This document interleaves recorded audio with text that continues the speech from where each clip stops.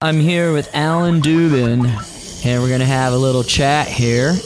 And how's it going? Good, man. I just popped open a beer. I'm multitasking a little bit. I'm working too as I'm talking.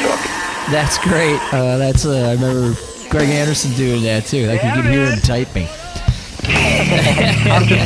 I'm just exporting files. I'm not really working. I'm just staring at a little status bar moving. Yeah. Well, my beer is cracked as well, man. First thing I'm going to ask is five sort of expose questions. How do I say it? It's Con 8. Why do I always want to say like a Wrath of Khan, you know, Con? Yeah. 8, the number 8. Con 8. Con 8. Con 8, yeah. Sorry, dude. That's everybody pronounces it wrong. I've heard karate, kanate, you know. I just laugh. Yeah, it basically means kingdom or empire. And, you know, the head of the Khanate is the Khan, like Genghis Khan, the ruler or the head of the empire, that kind of deal. So that helps you remember the Khan, Genghis Khan, you know? Yeah. The guy who could actually perfectly shove a spire up somebody's rectum right up all the way through to their mouth or something. I heard that. Totally, man. Anyways, Pieces of Quiet is just the first thing that comes to your mind when I say that. What do you say? Pieces of Quiet. Wow. That was the first song I think we ever put together. What comes to mind? Just a bloody mess under a bed. Just picture body parts under a bed. Wow. Okay. Number 2, Skin Coat. Number 2, Duty. Number 2. Oh, Skin Coat. I thought number 2 was the Duty. Yeah, it would be, wouldn't it? What were you saying? Skin Coat. Skin Coat. What comes to your mind first, like right off your cuff? Just like body parts under a bed. That's great. All right, here we go with my Archie Bunker pronunciation. Torching Karaviv.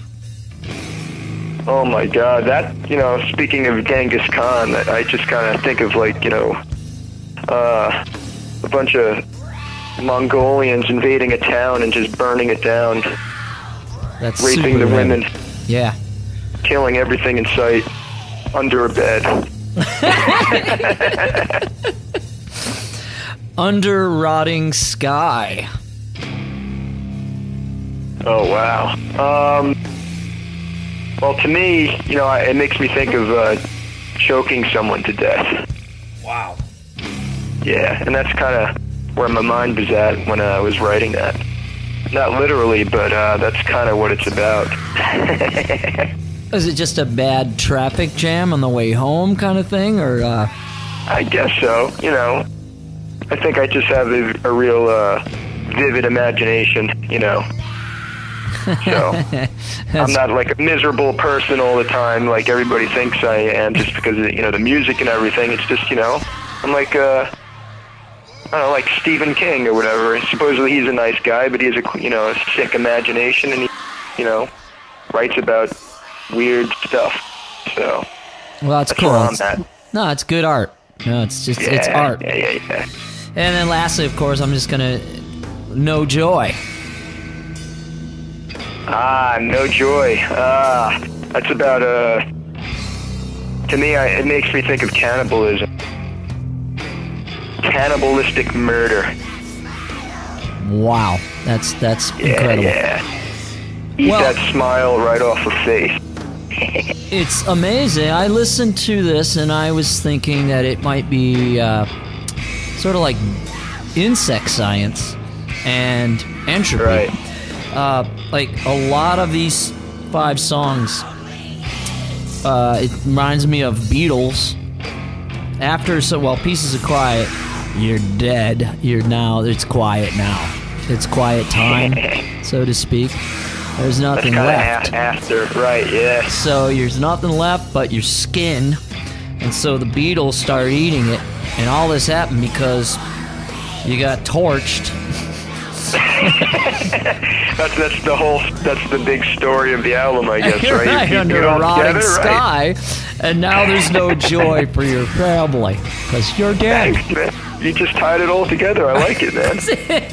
Isn't it amazing how people can misinterpret your art? Oh, yeah, well, there's no misinterpretation. I like the fact, that certain people get different, things out of, what I get out of it, or what I inspired it to be, Yeah. I find it interesting. Do you start with any tones? Do you start with a pen and write, or do you sing into your telephone and record riffs? How do you construct your music? Well, it depends which band we're talking about. Let's ask about the bands that you work with now, and then backwards into the ones that we talked about the other night. Right. Well, my newest and main endeavor at the moment is GNAW. We have an album out on Conspiracy Records, and it's me and actually 5 other guys, and we're about ready to hit Europe for the first time, which we're psyched about. We're going to play the Supersonic Festival. Great. And it's really, much like my other bands, kind of hard to describe. Yeah. We're looking at a video that will be on the podcast and the website, and prepping for this. And there's a dude sitting there like with echoplexes and little microboards, and what's he doing? Is he the analog man? What's his concept? That's Jun Mitsumachi, and he's been involved in the music scene for years and years. He actually had a little stint in a band called Ike Yard that was around in the early 80s. They were part of the Lower East Side, New York City, no wave genre. The no wave. No wave. Yeah. Wow. And he played CBGBs and all that stuff, and he has all these stories about, hanging out with Madonna next door and all this crazy stuff. And, Blondie, he was back in, those days. And he is a sound designer by trade, and he works on all these big movies and shows for TV. And he also composes music and sounds for the Hayden Planetarium, which is really cool. Really great stuff. Ambient, whack, crazy stuff. Wow, that's awesome. And no, he's a sound designer, and he composes and arranges some stuff, and he's just sonic madman. Oh, that's great. Can you say his name again for us so we get that clear? Jun Mitsumachi. Wow, Jun Mitsumachi. Yeah, June Noise Terror, we call him. Wow. Or at least I do. Well, that's a very awesome artistic style, hearing it, and very, very impressive. I remember emailing you a long time ago that it conjured up an old friend of mine, an artist, Ed Caspi from Chicago. Just something about it. It was like hearing your music actually reminded me of his colors and on canvas, which is kind of weird. Sort of a synesthesia. I gotcha. It's really, really wild that not a lot of tunes do that. Bands and music do that. Like this style of music is very, very different than most styles. It's going to be a lot of fun playing it on Metal Messiah.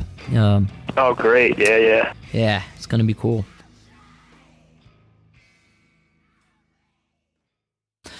Hey, let's move to some other things. So, do you play any other instruments? Or are you just poetry and writing and an author? What's your concept? What do you do? As far as instruments, I mainly keep to vocals, but I do some sound designing and create, sounds, stuff that we use as elements. But I don't really, I don't pick up the guitar or bass or anything or play live or. I did a couple simple guitar things for this new album. I don't know if it's going to make it onto the album. It'll probably be redone by one of the other dudes that actually know what the hell they're doing on a stringed instrument. But it's mostly vocals and effects, and I do make a lot of sounds and such. Great. And right. So you have your own studio? How do you guys record? What's your concept there with GNAW? Well, the first album was thrown together with elements that were recorded all over the place. Jamie Sykes, who was the drummer on the first album, he's also on the second album, but we have another drummer now as well. He recorded all the drums down in Memphis for This Face, which is the first album.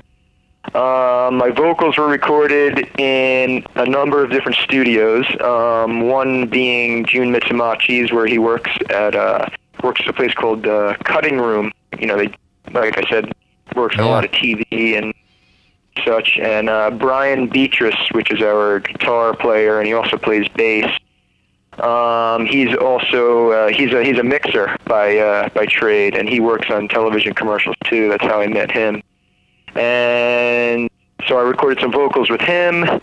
I actually recorded myself at a few rehearsal studios that we have. I actually did some in my own apartment with a bunch of different setups here. Yeah, that's cool. Yeah, and we all take a part in the arranging of the song. So I did a couple on my little system on either use Cubase or Sony Acid or Pro Tools, not the full-blown AIDS Pro Tools, but the Pro Tools like LA, that kind of stuff. And then all the separate elements gets thrown to Brian, and he mixes it together. Carter Thornton is one of the guitar players also, and he arranges and records and does a whole bunch of stuff at his house too. That's excellent. So it's a great collage, and sounds like everyone is technically, I don't know what the word would be for that, proficient. Yeah, That's cool. And you are a TV editor or a film editor? I do both. I do a lot of stuff for Nickelodeon and MTV and advertising agencies. I've done shampoo commercials, just tons and tons of stuff. But I also I do some film work. I have one feature film called Buzzkill, which is supposed to come out. It's been coming out for like a year, but hopefully this year it'll see the light of day. It'll be on the big screen. I'm hoping, fingers crossed. Yeah, that sounds like a cool title, man. Yeah. Just because I'm finishing up a music video for this band on Century Media called Nocmistium. So I'm pretty psyched about that. It's brutal. Oh, cool. So this is, is it new metal? What kind of metal would this be on Century Media? I think they consider themselves black metal. But, this song's really, really interesting. It has some, ambience to it. But the subject matter for the video is so dismal. It's great. These two characters, the singer, his name is Blake, and this other guy's name is Bruce, who actually is the vocalist for a band called Yakuza out of Chicago. But he played on this song, so he's in the video as well. And these two guys they play these drug dealers that shoot up all these people, and they just die. They just overdose, and then it's just sick, foaming at the mouth, and just this decomposing bodies. It just looks sick. It's great. That's really crazy heavy. Directed by Jimmy Hubbard and Selden Hunt, the artist, who's really great, really good friend of mine. So psyched about that. Yeah. Well, tell me about your first band. We talked a little bit the other night with that one to prep about it of your first signed situation that you were in. Yeah, first signed band was called we were called Old Lady Drivers. Yeah. Old Lady Drivers. Old Lady Drivers, and I believe it was the 7th release on Earache Records, and it was in 1988. It came out in 1988, vinyl only. It never made it to CD, Wow. There's a rumor going around that we were the lowest selling band on Earache Records. So I hope to get an award someday for that. You know, a little cardboard plaque. Yeah. But, you know, we were a bunch of snotty little kids back in 1988, and just singing about, you know, old ladies and lepers and all that kind of fun stuff, you know. Yeah. Did you sing with your, you know, your bright, you know, mystical voice that you have there? Yeah, it was pretty screamy. It sounded like almost like early Creator kind of vocals, you know. Wow. Yeah. But it was like, you know, it was really fast, thrashy. I think there was a sticker on it. It said "Insane Mega Speed Thrash with Insane Vocals." That was the sticker on it. That's great. Yeah. And that was with my longtime musician partner James Plotkin, who's on millions and millions of different recordings, and he was in Con 8 as well. Cool. That's excellent. Yeah, and after that first album, we got a little more serious and got rid of the humor, and we actually reformed and changed the name to Old. We put out 3 records as Old, and that was more, I guess, industrial metal. It almost sounded like Dichreutzen, but from, you know, the year, you know, 3000. Wow. Yeah. So I don't know if you heard any of that stuff. No, I will, though, you know, before the show. I hope that you can send some of that to me. Yeah. And by the end, our final album was very electronic and toned down a bit. It was almost like had like a krautrock feel to some of the songs, but it was still intense, and the vocals, you know, I sang through vocoders, and it was just really experimental, electronic. Sounded nothing like the earlier stuff. That's cool, and that's what it evolved into, the band Old. Right. And once again, I did all the lyrics and stuff, and Jim write all the music. That's cool, man. That's going to be very, very interesting to throw on the show as well, and we're going to probably hear some serious evolution going on from totally. Each of those groups sound like they're very threaded in a way to become what, you know, GNAW is right now. Yeah, man. So, on that, are you at that festival? Are you doing touring as well? Or are you just going over and doing a one shot? What's up with your festival again? Let's talk about that. Oh no, we're doing 2 weeks. The last show is the Supersonic Festival in Birmingham. But we're playing in Belgium, France, Switzerland, Germany. We have a show in Milan, which I'm psyched about, and it all ends at the Supersonic Festival. That's an excellent way to end it. You end it at a big festival. On that, are you playing with the Swans on the road, or are you just playing at that festival? What's up that with? We hear you're playing with the Swans, which is a fun thing to talk about. Yeah. No, that's just at the festival. It's there's a whole bunch of bands playing at that festival. It's Swans, Godflesh, there's just so many of them. That's cool, man. Really, really enjoyable. We're doing a bunch of shows though with a band called Mono out of Berlin, who are really good. Just noise, jazz, it's chaos. They're great. That's excellent, man. Just Mono with 2 N's as opposed to mono with 1 N from Japan. That's right. With Wow. 2 N's. The good one. The good mono.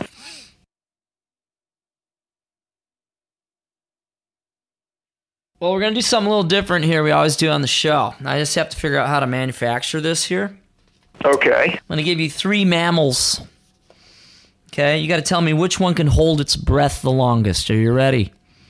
Yeah. Bottlenose whale, hippopotamus, or a human? Which one of those 3 can hold their breath the longest? I can't say fat chick. You can. I mean, Fat chick. That's my answer. It's a bottlenose whale. Bottlenose whale, of course. You're right. That's amazing. Yeah, when I win. Well, you win a 4-pack of Allagash because we're going to send you some beer, man. That's how we usually end the show like that. Yeah. Now, however, how long can that bottlenose whale hold his breath or her breath? Whatever. Fuck. I cursed the night. 120 minutes. Amazing. You're right again. Nice. That is. I'm smart. That you definitely are. Especially your history, training me in the Khan there, the king of Kanate? Yeah, Kante? man. That's awesome. Khanate. Right. That is really cool, man. It's sick, man. That's 2 hours, you know. That's as long as my metal show is. Said I could hold my breath for like 10 seconds. That's about it. And then I either cough or fart, you know. The weird thing on these stats is it starts with human, goes to polar bear. The third one goes to pearl diver, human again. Oh shit. Apparently a human pearl diver is 2.5 minutes, and a polar bear can only go for 1.5 minutes. So I'm just wondering, you know, what the polar bears are. They pissed about this? You know, I mean, 2.5 minutes though. How the hell do they do that, man? 2.5 minutes. That's a human, and that's as far. Then it goes to sea otter for 5 minutes. So it's pretty tripping. Well, hey, on the last question here, give us your philosophy or whatever you want to say right now, and then we're also going to have you list some songs that you want us to play. But right now, I'm going to ask it as a question. What's your philosophy? What would you like to say right now to all the listeners out there? Hi, Mom. All the listener out there.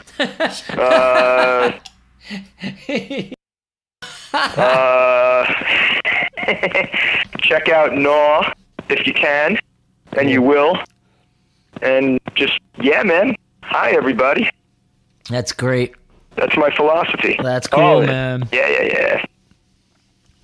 Well, it's great talking to you, you know, and I'm going to do the formal thing. We've been talking to Alan Dubin.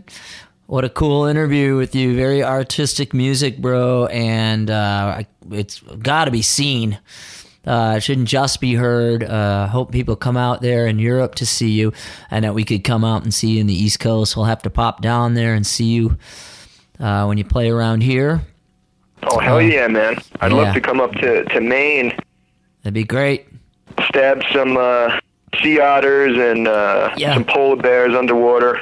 You know. Have a breath holding contest. I'd lose that one, but yeah, man. Well, dude, we'll have to play some music for you. We're going to play, what are some of your favorites that you'd like us to spin when we do the show? Oh man, I'll just have to give you a list. There's just so many things off the top of my head, you know.